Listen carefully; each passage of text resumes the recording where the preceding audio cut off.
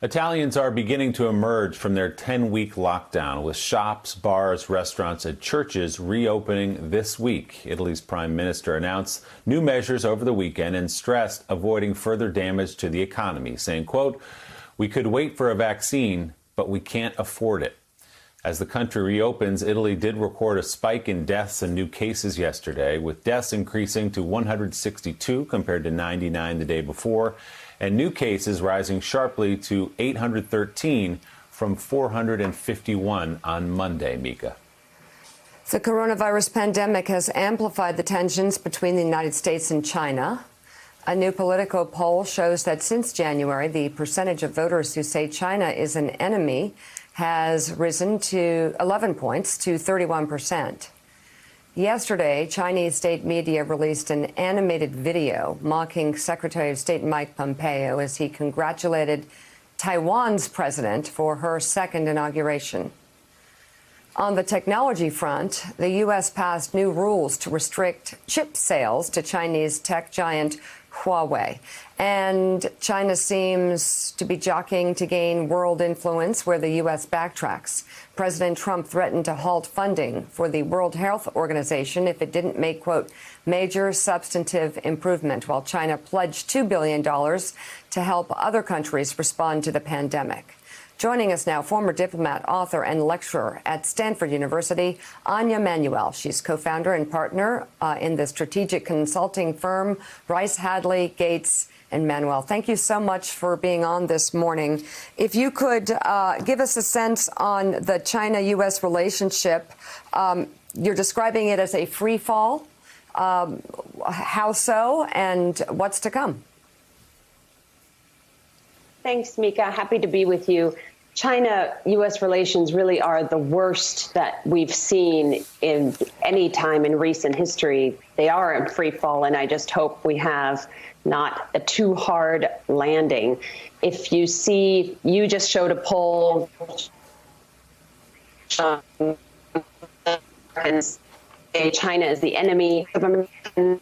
Are worried about China and have a negative view of it. That's up 20% from just a few years ago. And of course, the Trump administration is being tougher and tougher. I worry that what we're doing here is entirely defensive when actually we should be doing offensive things to lift ourselves up rather than pushing China down. Anya, it's Willie Geist, right on cue. The president tweeted moments ago about China and the incompetence of China, as he called it, that did this mass worldwide killing, as he called it. What are the implications of what you say is sort of the fallout from the bottom of this relationship between the United States and China over coronavirus? Obviously, China deserves a lot of the blame for what's happening right now. But what does that mean for our country, for people watching this show, for people going to work every day when we all do go back to work? What does a frayed relationship with China mean to us?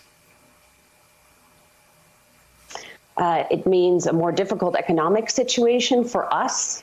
In a very worst case scenario, it means skirmishes. I wouldn't say war. I don't think we're anywhere near there. But having a frayed relationship with China doesn't help the United States. It doesn't help the world. It doesn't help anyone. China shares a lot of the blame, just as you said.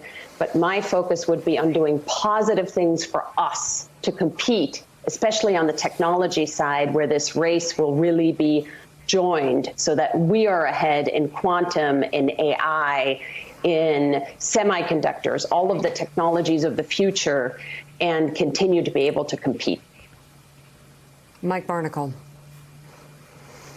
Anya, obviously China is an authoritarian state. Everyone knows that. It's ruled by a handful of people at the top and a ruler for life. It has its Belt and Road policy, which has been operative now for several years. It's enormously expensive. They've contributed enormous sums of money, billions around the world for ports, harbors in Africa and other countries. Is it possible that they are perhaps sitting on their own dangerous economic bubble? Boy, you're right. That's such a good question. You know, there was a New York Times piece, I think, yesterday saying that Pakistan has asked for a restructuring of the many loans China has given it. I think China has given over 30 billion in loans of Pakistan. In all, the Belt and Road Initiative is supposed to be up to $1 trillion in Chinese lending for infrastructure around the world. A lot of those countries are terrible credit risks. And with the coronavirus pandemic, many of them are asking for their loans to be restructured. So this is a very difficult situation for China. Anya Emanuel, thank you very much for being on this morning. Thanks for checking out MSNBC on YouTube, and make sure you subscribe to stay up to date on the day's biggest stories. And you can click on any of the videos around us to watch more from Morning Joe and MSNBC. Thanks so much for watching.